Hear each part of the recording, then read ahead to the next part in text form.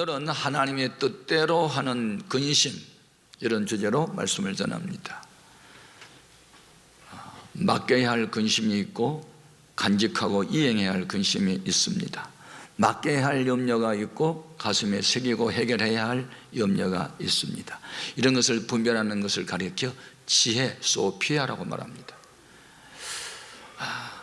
이 세상을 살다 보면 인간의 힘으로 쉽게 해결되지 않아서 그것 때문에 근심하는 사람들이 있습니다. 그런데 근심 가운데는 하면 할수록 병들게 하고 죽음에 이르게 하는 근심이 있고, 어떤 근심은 후회할 것이 없는 회개에 이르고 구원에 이르고 복을 받게 하는 복된 근심이 있습니다. 오늘 본문 말씀에는 근심이라는 말이 무려 7번이나 등장합니다. 어떤 근심은 복된 근심이고 어떤 근심은 화가 되는 근심이 있어요. 자, 오늘의 요절은 10절인데 입을 크게 벌려서 크게 한번 읽어요. 시작. 하나님의 뜻대로 하는 근심은 후회할 것이 없는 구원에 이르게 하는 회개를 이루는 것이요, 세상 근심은 사망을 이루는 것이니라. 아멘. 여기서 하나님의 뜻이라는 말씀이 나옵니다. 우리를 향한 하나님의 뜻이 있습니다. 그것이 무엇일까요? 디모데전서 2장 4절입니다. 함께 읽어봅니다. 하나님은 모든 사람이 구원을 받으며 진리를 아는 데 이르기를 원하시느니라. 진리를 안다는 말은 지식적으로 이론적으로 안다는 말이 아니고 경험적으로 안다는 것이며, 그리고 구원이라는 말은 전인적 구원을 말합니다. 죄와 사망에서 해방, 영원한 형벌 지옥으로부터 천국으로 이르게 하는 구원, 질병과 간염으로부터의 구원, 불안과 두려움으로부터의 구원, 이런 것을 우리가 전인적 구원이라고 말하는 것인데, 우리를 향한 하나님의 뜻은 우리 모두가 이런 구원에 이르기를 원하십니다. 하나님이 원하시면 반드시 이루어지게 될 것입니다. 여러분, 고린도 전후서에 가장 많이 등장하고 있는 단어 중에 하나가 근심이라는 단어인데, 지도자였던 바울도 근심했고 교인들도 근심을 했어요. 왜 이렇게 근심을 해야 되지요? 근심 없는 크리스찬들이 되었으면 좋겠는데, 이유가 있어요. 여러분, 보통 언제 근심합니까? 내가 낳은 자식들이 불량한 자가 되면 분명히 부모는 근심하게 되어 있습니다. 또 부모로부터 호되게 책망을 받은 자녀는 또 근심을 하게 돼 있어요. 온 세상이 근심투성이에요. 그런데 바울이 고린도 교회로 인하여 근심했던 이유가 있어요. 바울이 2차 전도 여행 때 1년 6개월 동안 머물면서 유대인의 박해를 받아가면서 그리스도의 피 묻은 십자가 복음을 전하여 세운 교회가 고린도 교회입니다. 바울이 다른 지역에서 전도하고 있을 때 교회 안에 문제가 발생합니다. 용납해서는 안 될 문제가 발생했습니다. 지어서는 안 될 죄를 교인들이 지었습니다. 교회 안에 고소 고발 사건이 생겨서 세상 법정에 나갑니다. 사람이 몸으로 음란죄를 지어서 하나님의 성전을 더럽힙니다. 크리스찬으로서 할 일이냐? 안 된다. 하나님이 벌한다 라고 책망을 했으니, 책망하는 바울의 마음도 근심이 가득, 책망을 들은 교인들도 근심이 가득했습니다. 그래서 근심 이야기를 할 수밖에 없게 됐어요. 사람이 죄를 지으면 반드시 벌을 받는 거예요. 하나님을 모시는 성전이 2개가 있어요. 우리가 지금 예배드리는 이것도 성전이죠. 그러나 이보다 더 귀한 성전이 있어요. 그것은 하나님을 모시는 여러분의 마음과 몸이 하나님의 성전입니다. 누구든지 하나님의 성전을 더럽히면 하나님 그들을 멸한다. 너희들이 어찌 예수를 믿는 사람들이 음란한 죄를 범하고 몸으로 죄를 범하여 하나님의 성전을 더럽히느냐? 그래서 하나님 너희를 멸하실 것이다 라고 책망을 합니다. 자, 확인해 봅니다. 고린도전서 3장 16절 이하 건서로 읽어요. 시작. 너희가 하나님의 성전인 것을, 것과 하나님의 성령이 너희 안에 계시는 것을 알지 못하느냐? 누구든지 하나님의 성전을 더럽히면 하나님의 그 사람을 멸하시리라. 하나님의 성전은 거룩하니 너희도 그러하니라 그랬습니다. 우리는 웬만한 일이면 이해하고 용서하고 감싸야 되는데 교회 안에서 문제를 해결하지 아니하고 세상 법정으로 가서 고소 고발을 해가지고 교회가 세상을 심판해야 될 텐데 세상의 교회를 심판을 받아야 하는 이런 어처구니없는 일들이 일어나서 바울이 마음이 상해서 책망을 했어요. 자, 고린도전서 6장 6절 이하 같이 확인해 봅니다. 시작. 형제가 형제와 더불어 고발할 뿐더러 믿지 아니하는 자들 앞에서 하느냐? 너희가 피차 고발함으로 너희 가운데 이미 뚜렷한 허물이 있나니 차라리 불의를 당하는 것이 낫지 아니하며 차라리 속는 것이 낫지 아니하냐? 너희는 불의를 행하고 속이는구나. 그는 너희 형제니라. 다시 말하면 사랑이 없어요. 방언도 하고 예언도 하고 능력도 행하고 귀신도 내쫓고 병자도 고치는데 서로를 용납할 줄 모르고 감쌀 줄을 몰랐어요. 이게 되느냐? 본일에서 이탈했다 이렇게 하는 거예요. 그러면 이 근심이라고 하는 이런 주제 앞에 하나님이 주는 메시지가 세 가지예요. 우리에게 준 교훈이 세 가지예요. 첫 번째는 뭐냐? 세상 근심은 사망에 이른다는 거예요. 예. 따라합시다. 세상 근심은 사망에 이르게 된다. 자, 본문 10절 하반절로 확인합니다. 세상 근심은 사망을 이루는 것이니라. 이 세상 근심이 무슨 말이냐?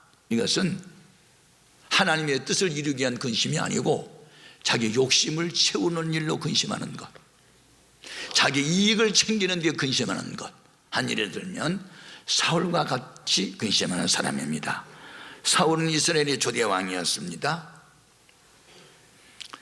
전쟁이 났습니다. 블레셋 군대가 쳐들어왔어요. 골리앗 장군이 나타났는데 그와 대항하여 싸울 만한 용사가 없어요. 그런데 목동 다윗이 나타나가지고 만군의 여호와의 이름으로 내게 가노라 하고 물매를 던져서 골리앗 장군을 쓰러뜨립니다. 그래서 이스라엘 백성이 이겼어요.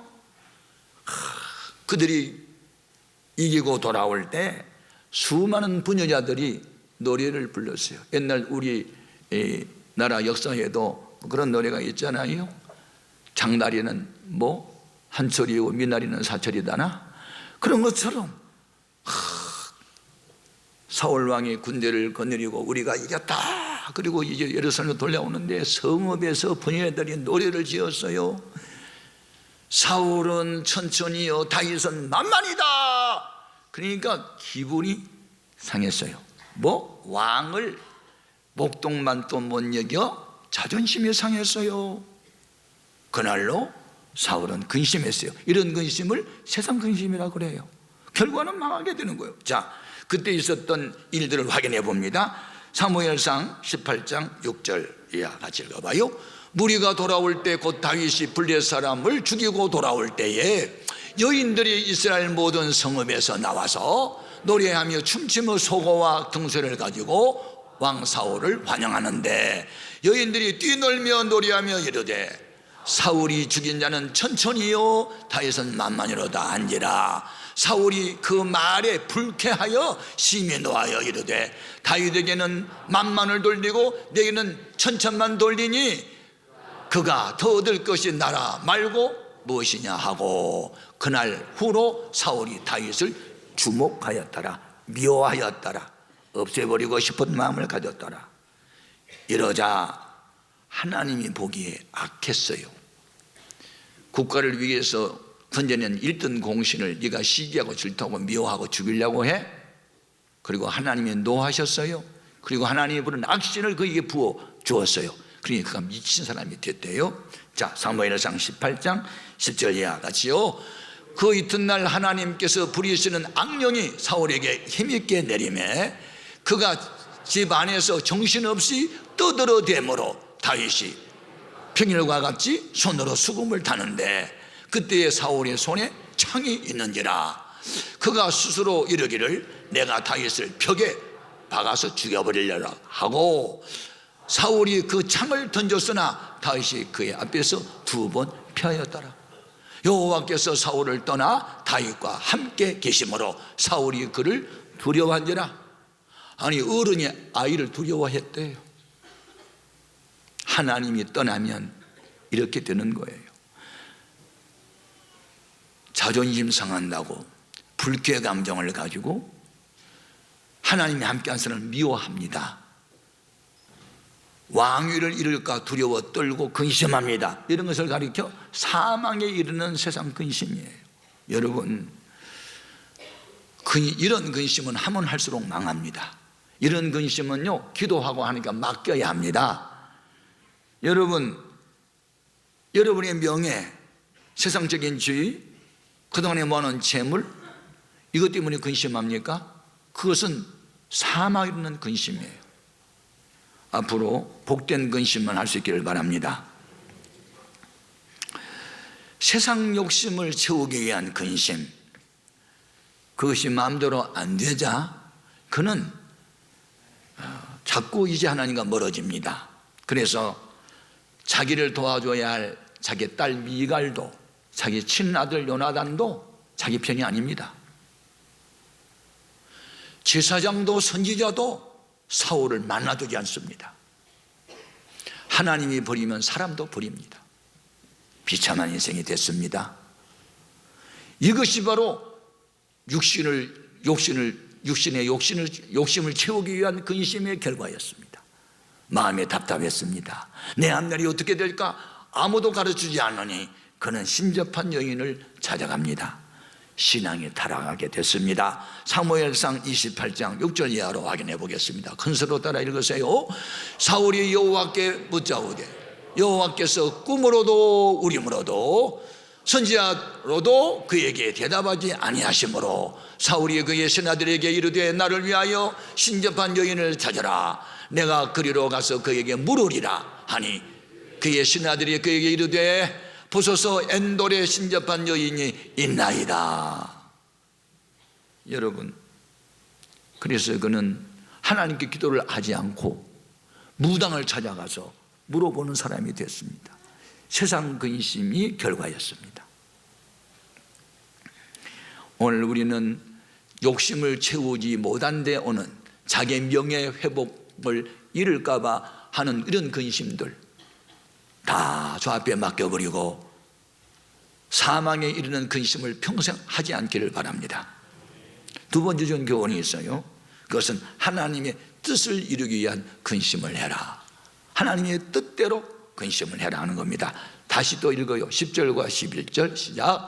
하나님의 뜻대로 하는 근심은 후회할 것이 없는 구원에 이르게 하는 회개를 이루는 것이요 세상 근심은 사망을 이루는 것이니라.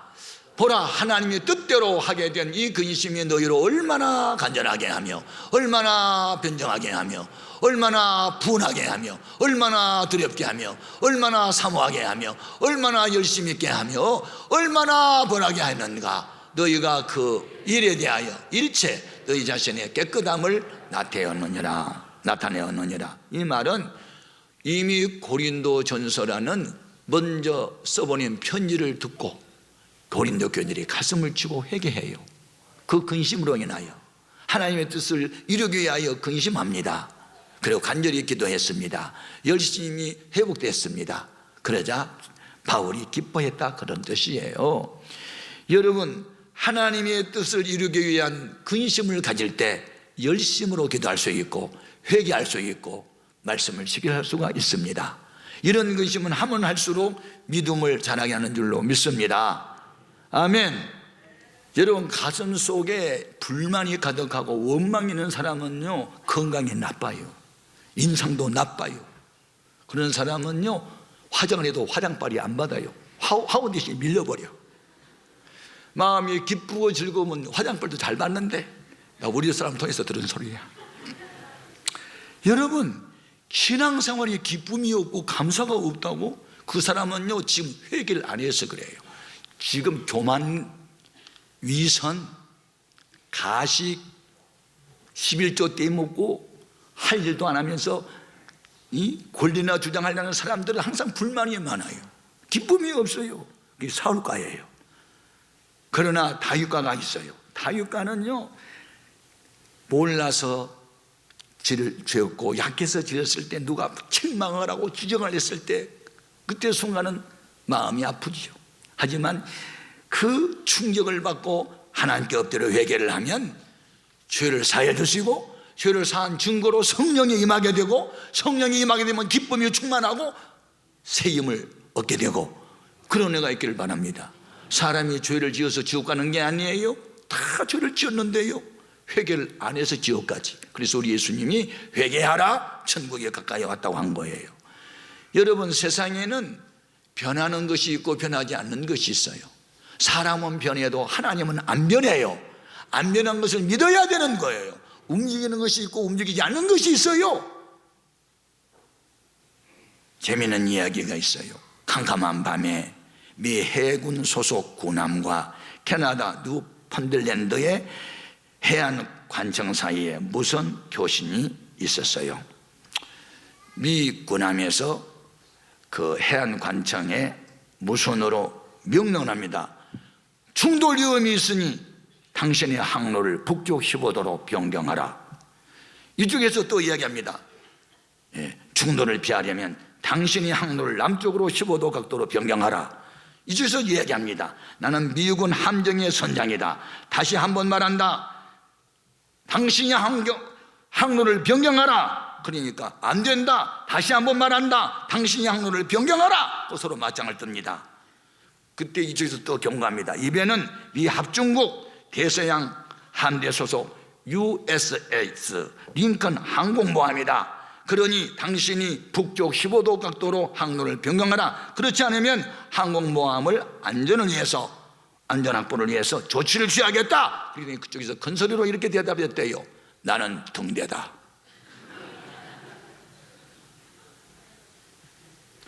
등대가 피해야 되겠소? 배가 피해야 되겠소?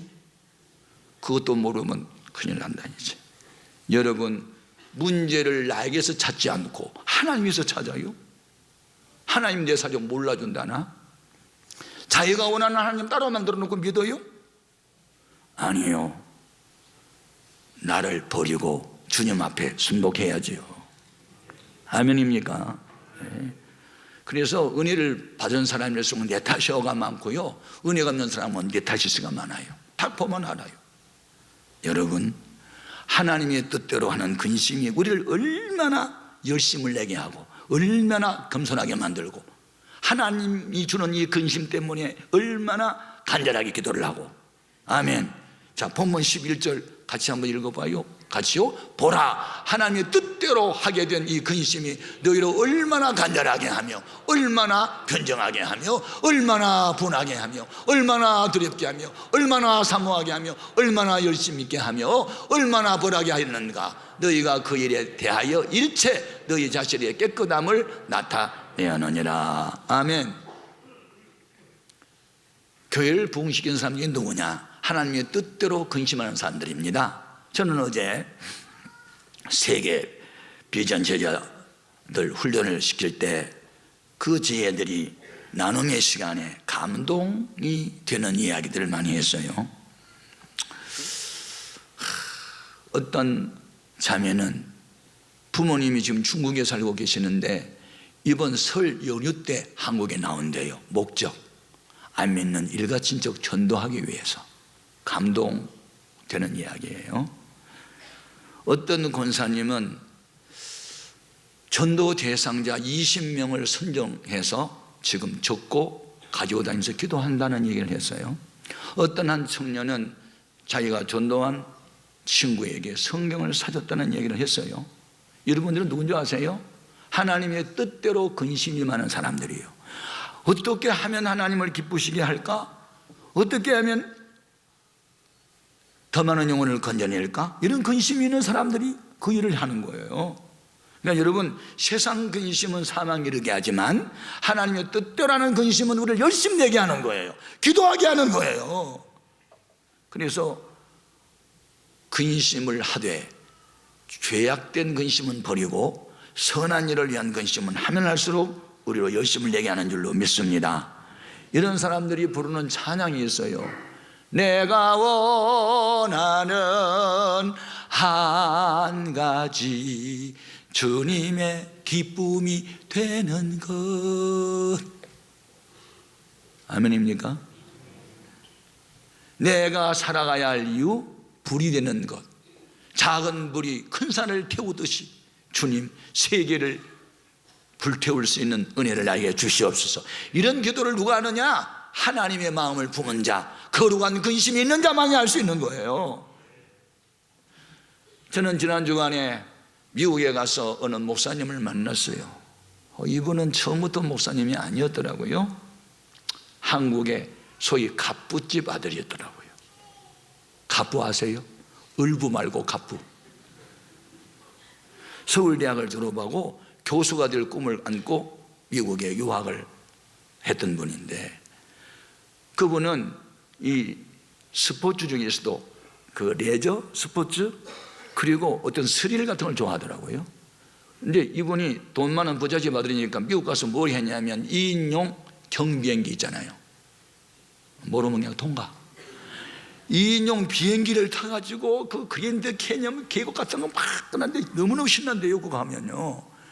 그것만 있는 게 아니고 요트 사가지고 그냥 바다를 그냥 쫙 수상스키 달리는 거 이런 거 하는 사람이에요. 그러니까 인생을 막 즐기는 사람인데, 어느 날 자기하고 친하게 지낸 미국 노인이 자기 경비행기 정착시켜 놓는데 그 조종실에 올라가더니 이분이 뭘 오작동을 해가지고 급발진이 됐네. 그래가지고 비행기가 왜 하고 떠가지고 올라가다가 곤두박질을 했어. 비행기는 박살이 나고 노인은 죽어버렸어. 이 충격적인 사건이 이 사람으로 하여금 인생이 무엇인지를 생각하게 했더라고요. 그래가지고 이분이 예수님을 영접하게 되고, 그리고 나는 이제 생명을 살리는 일을 해야 되겠다 해가지고 40일 금식을 하다가 39일 반만 하고 마쳤더라고요. 그래서 왜 40일 안 채우고 반나절을 왜 안 했냐 그랬더니, 다른 사람들이 자기를 향해서 40일 금식하는 사람이라는 말을 듣고 싶지 않았대요. 그래서 39일 반만 했대요. 겸손해지고 싶어서. 감동이 되더라고요. 예. 여러분은 9일 반나절이라도 해보고 5일 반나절이라도 한번 해보세요. 금식이 얼마나 어려운지 아세요? 부잣집 아들이 말이죠, 40일 금식에 도전하고 목사가 되어 있는 모습을 바라보면서 여러 가지 생각을 하게 됐어요. 그 마음에는 어떻게 하면 미국에 있는 우리 한인 사회를 복음화시켜 볼까 하는 이 거룩한 근심이 가득 차 있더라고요. 네.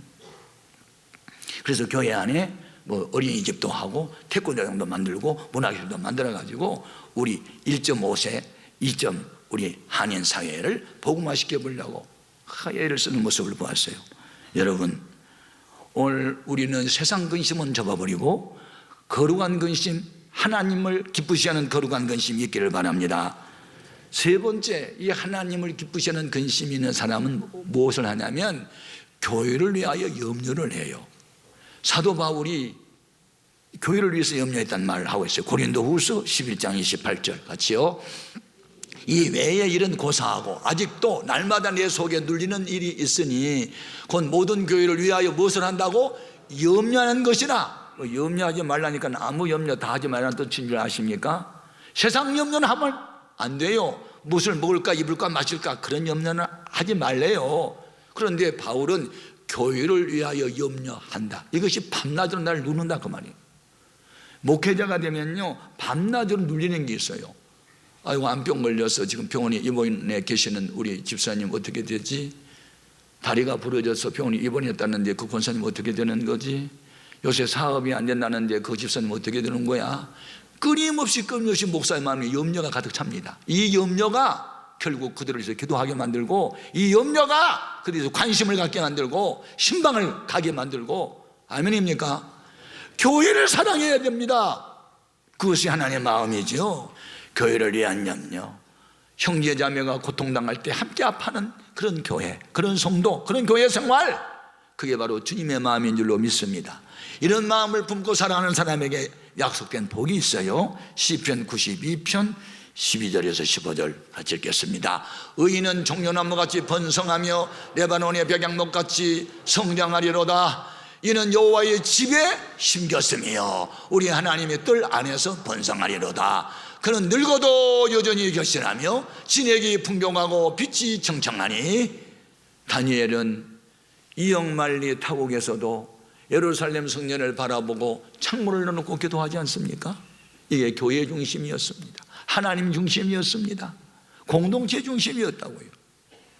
내 몸이 멀리 떨어져 있어도 교회를 향하여 창문을 넣고 기도하는 12시 10분에 벨이 울리면 함께 기도하는 이런 운동에 동참하는 사람들, 교회 중심, 교회를 염려하는 그리스도 예수의 마음, 바울의 마음, 이것이 바로 거룩한 근심이고 후회할 것이 없도록 우리를 복되게 하는 근심이니, 세상 근심은 십자가에 못 박아버리고 하나님이 기뻐한 뜻을 이루는 근심의 사람이 돼서 평생 하나님과 동행하는 승리가 있기를 주님의 이름으로 축복합니다. 기도하겠습니다.